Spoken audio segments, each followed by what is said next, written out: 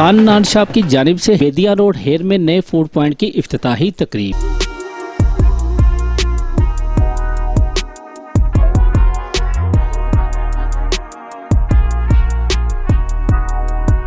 तकरीब का आगाज दुआया कलमा से हुआ। इफ्तिताही तकरीब की निगरानी मनीर खान ने की और आने वाले दोस्तों और मोअज़्ज़िज़ीन इलाका को खुशामदीद भी कहा। इलाका मकीनों ने कहा कि खान नान शॉप के उम्दा और आला क्वालिटी से तैयार खाने अफजाइश सेहत के लिए मुफीद हैं। हम खान नान शॉप की इंतजामिया को हेर के इलाके में नए फूड पॉइंट के क़याम पर मुबारकबाद पेश करते हैं।